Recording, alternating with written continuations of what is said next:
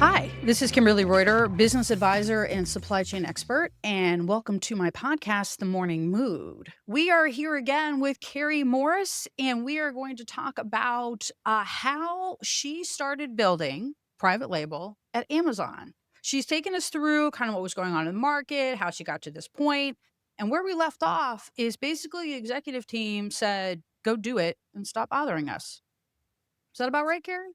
That is absolutely spot on. So thank you, Ken, for letting me bring that man back into the conversation.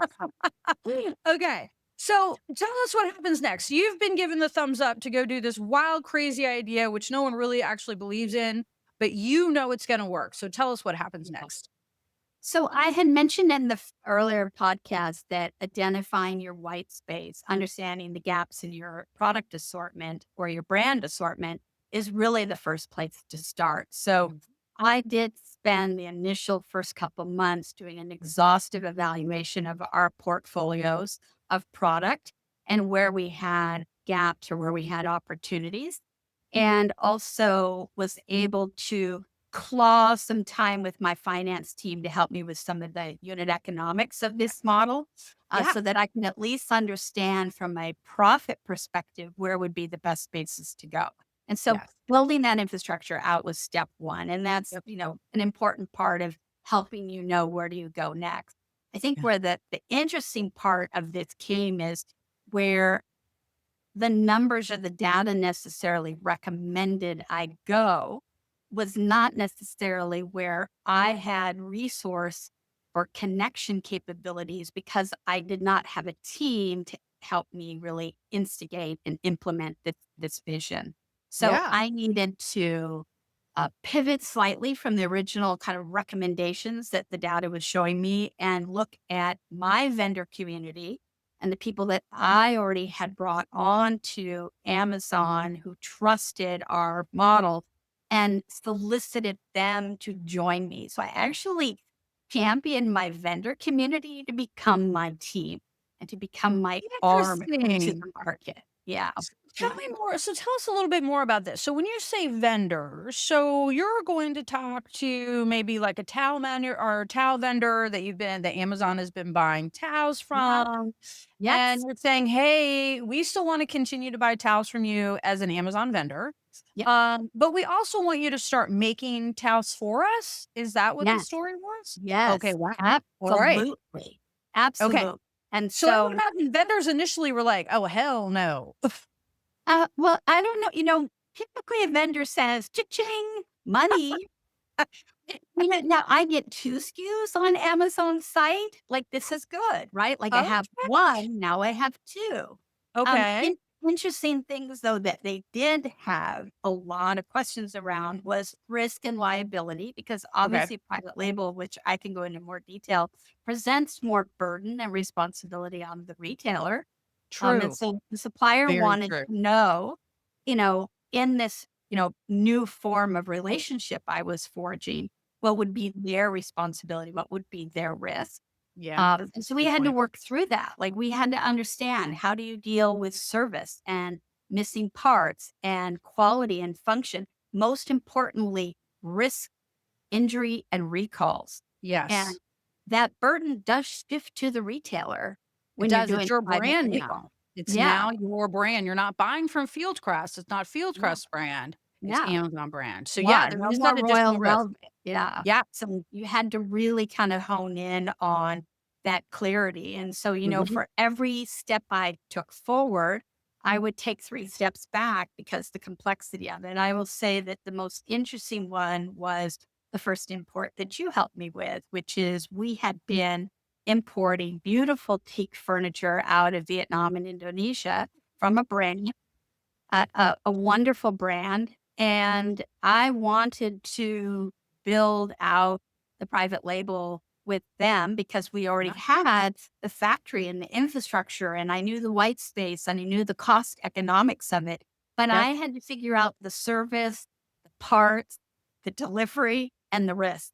And that was really complex. Like, that in itself meant that that very first brand, which was, by the way, the very first brand we launched, we launched it under the name Strathwood. I was gonna say that was Strathwood. Uh-huh. Yeah.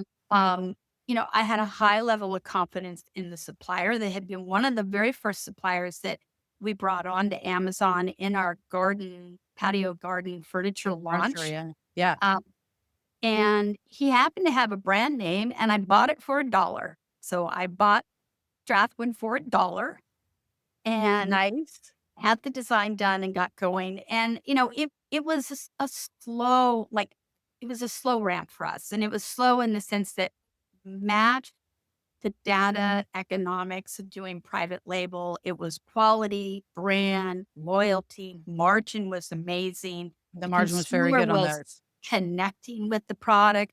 You could Yep. build out collections. And if they bought a bench, they came back to buy the table and the chairs, Table.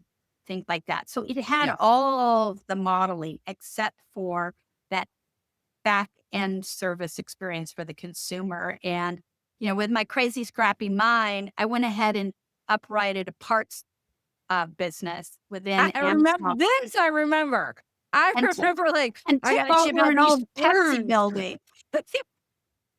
And we started mailing screws Like, and mail it, bolts like, to on everybody. you're like, "Oh, they missed this." I remember your office, you just had, like, boxes of, like, Yes. parts. Yeah. Yeah. It Yeah. was called Save the Sale. It Save the was. sale. It Delight the was. customer, save the sale. Save the So, sale. you think about that. I mean, that was a really good, like, test the model infrastructure, but I I knew that the next version, the next round, we needed to have a low touch experience and Hello, no low touch on the assembly. back end. Yeah. And so bedding had again been a really large business for Amazon. Yes. And because we had successfully brought on all of the mid-tier household brands, plus we had cracked the designer market You and were we getting into the had, expensive stuff.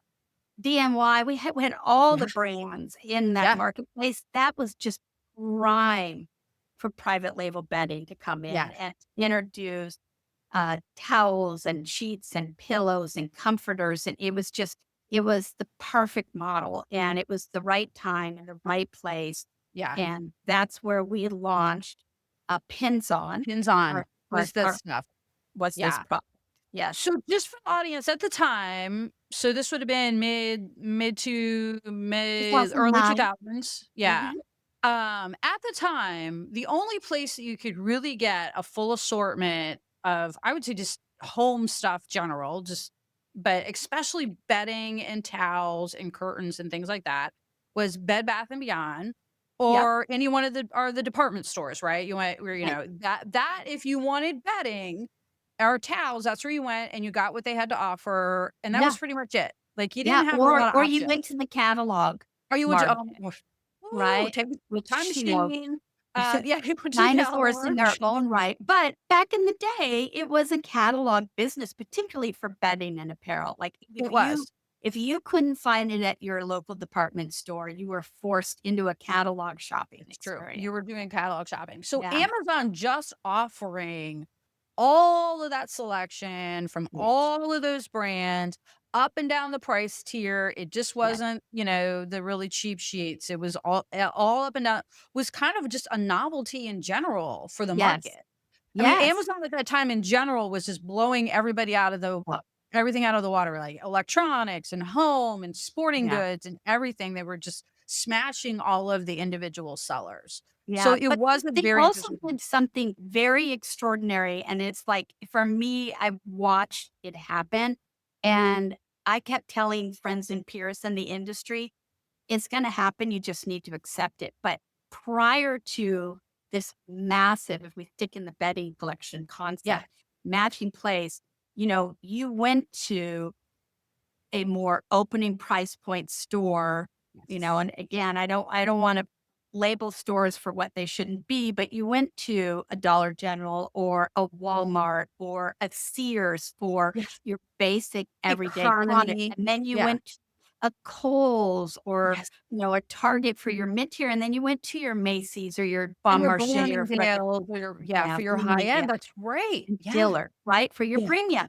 And so there was Yes. actually a very, very clear separation of brands in the industry. And I remember that was the hardest hurdle my team and I Yep. had was convincing these segmented sections of brands to commingle next to each other.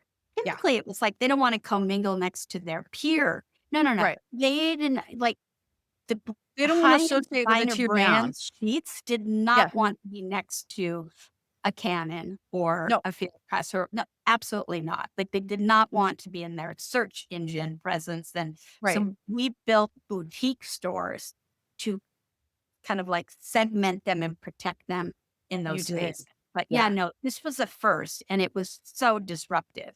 And Yeah.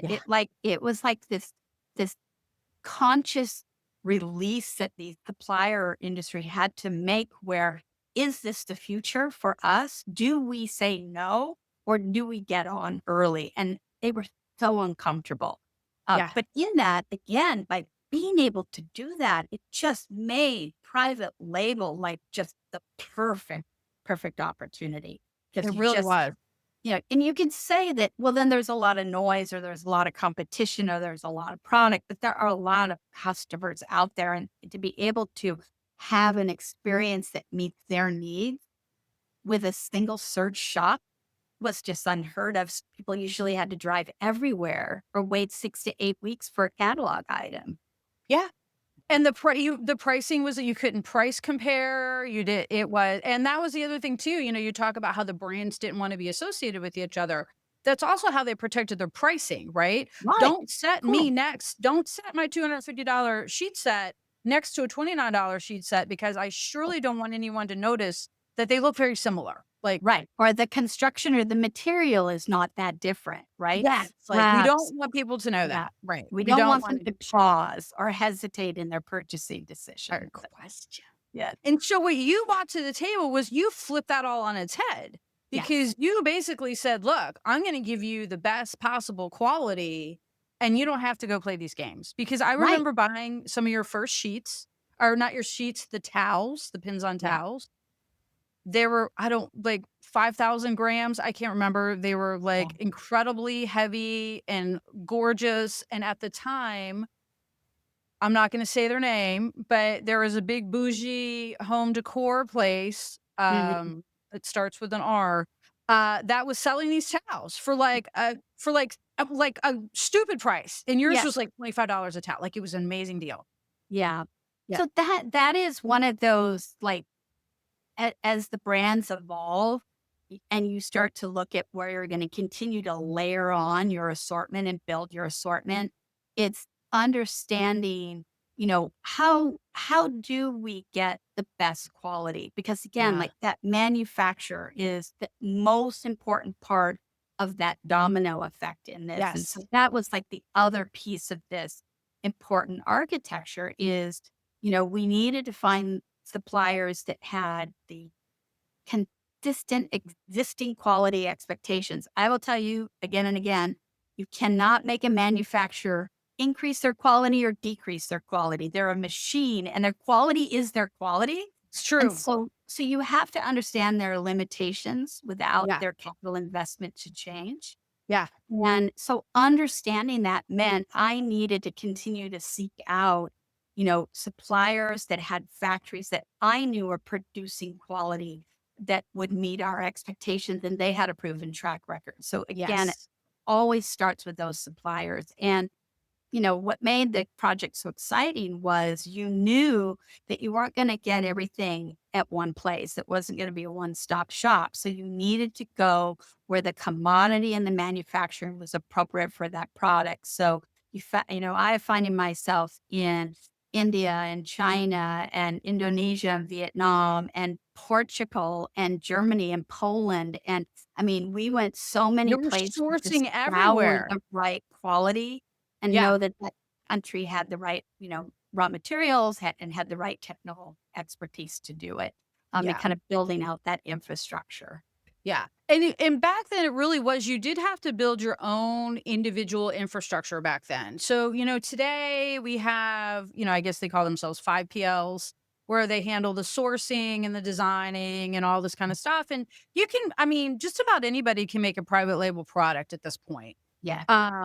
But when you were doing it back then, this was not an industry. So you were Yeah. actually going and working directly with the manufacturers Yeah. and saying, "Hey, I know you're pumping these towels out all day long for these other companies over here. I need you to sell me a couple containers." Yeah.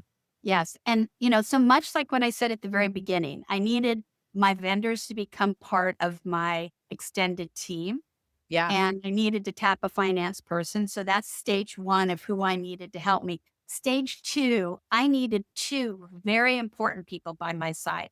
I needed to have a global supply chain logistics master ninja, and I needed a quality assurance expert. You Like did. those were two things. I didn't need a Yeah. designer. I didn't need You brand had everything designing. not I locked didn't up. need You did.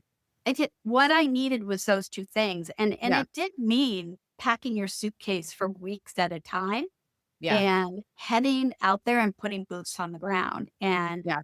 inspecting and challenging and testing and evaluating over and over and over again, because the cost of moving things into our market and then having to address those issues Was not here in the US acceptable. was not scalable. So it No. had to be fixed at that moment. And again, I was fortunate enough through the internal kind of like leadership saying, okay, we're curious. We're Yeah. still not bought in yet, but we're curious that being able to get those resources, which I had to share, they weren't dedicated, obviously, but like I was pretty confident that I made it really fun and exciting. And so I got You the did. attention I needed. So You did. You were easy to work with. yeah. That was for sure. So this is really good. So you've taken us up to the point where, you've gotten approval and you're starting to source, you're figuring it out. So Yeah. you started with teak furniture. I think another early story that I remember that really stuck with me was that you had designed some plates that were Yes. beautiful and they had fruit on them, I believe. Yes. And another big retailer tried to steal those. Yes. Yes, they Yeah. did. I Yeah. inspired them. That's supposed to be a compliment, right? Which I remember sitting in your office and being in awe of that, of being like, "Hey, cease and desist, so excited," but Wow. Wow. like, Yeah. Wow. wow. Their Yeah. designers went to the manufacturer, saw what you had designed, and loved it so much that they tried to rip it off. Yes. Absolutely, they did, Yeah, which is a compliment in itself, which but is yes. it is another. National catalog and brand. Yeah, Yeah. Yeah, yeah. and it's one of those things where, that's one of your bucket list moments where you're doing something that somebody's taking notice of, Yeah. and again, I think about how tiny and small me, myself, and I, and a few people, the I know. impact that we were having and the places that we were going to be able to really scour. That program was out of Portugal, and I have to tell you, like, I think the things that I gleaned from the experience was I'd always known that there were skilled, crafts in each of these markets. But what I didn't realize, and I still to this day say that there is not a company that does ceramics better than Portugal. And there's not a country who's been able to emulate a flannel sheet, which became one of our largest assortments. It Um, was. in our pins on program It because was it one of was our biggest exporters, believe it or not. yes. Like, that always floored me. Like, we exported a lot of flannel sheets, and I was like, Right. "Why?" I was like, White "Do you not space. have flannel sheets?" Yeah, but Yeah. people don't carry them year round. Okay, so, like, Round. you think about this. This was one of those things, not to go down a little bit of a rabbit hole, but I remember when I was courting Weber grills early on, Yes. and they were, "No, no, and blankety blank no" to me over and over and over again. Uh, And in what case you guys didn't catch this yet, like, when Kerry hears no, she just backs right down. She just yeah. said, "Okay." No. She dug in. Like, it So just it's pushes past the harder. yes for me, like, it fires me up. But I had this moment where I was walking through a large home center store, and they were dismantling the Weber grills and putting up Christmas trees and Christmas decor and taking the grills off the floor. So I called that SVP again. I said, "Listen, what if we only sold grills on Amazon during your holiday season when nobody else is selling grills? Nobody. not a single retailer carried a stand-up Genesis Weber grill during the It's true. holidays. I know Yeah. it's what my husband wanted for Christmas. So, Yeah. and that's how we did it. So I share that story because now today, everyone carries Weber grills during 365 days out of the year. 65 days a week. Yeah. But Again. flannel is another example of that, where it's a seasonal set for traditional stores and it disappears. Yeah. And, March, you there's can get it. what you can't get it. And so being able to fill that white space, just kind of lets you like double down into those moments. So there's also so it's not just there's not a product. There's also you started to play with the seasonality of it too, which is really interesting. Yeah. Because Yeah. outdoor furniture, another thing you can't buy after July 4th, it's all gone. And you really allowed that stuff to be available 24/7. Yeah. And Yeah. it was also even the branded suppliers that we were buying from said we don't produce or carry inventory during those seasonal blackout times. So it allowed this private label, the Strathwood and the pins on to just shine. Like it had no competition during those windows unless it was excess inventory. So, Yeah. which was unintentional. Like I wouldn't have ever segmented it out, but But it it happened.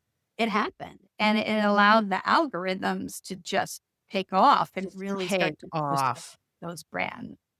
Amazing. Yeah. All right. So that is episode 2 for Carrie and I talking about how we got started or she got started in the building the private label at Amazon. I guess I was a little bit part of that. Yes, you were. Um, and so in our next episode, we are going to talk about how Carrie actually built the market, what it looked like, and how it ultimately ended up at Amazon. Because if you shop on Amazon today, Amazon is all about private label, but it started right here with Carrie.